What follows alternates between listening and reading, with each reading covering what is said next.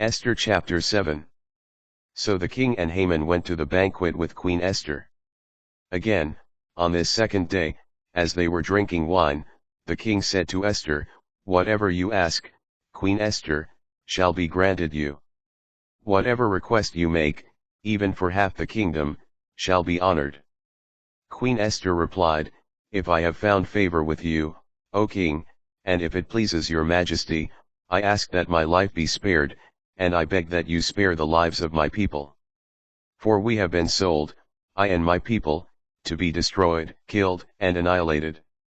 If we were only to be sold into slavery, I would remain silent, for then our distress would not have been worth troubling the king." King Ahasuerus said to Queen Esther, "Who and where is the man who has dared to do this?"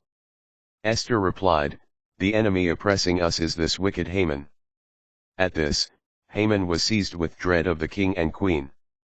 The king left the banquet in anger and went into the garden of the palace, but Haman stayed to beg Queen Esther for his life, since he saw that the king had decided on his doom.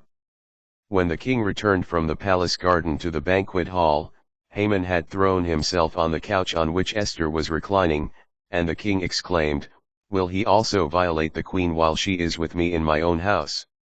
Scarcely had the king spoken when the face of Haman was covered over. Punishment of Haman. Harbonah, one of the eunuchs who attended the king, said, "At the house of Haman stands a stake 50 cubits high."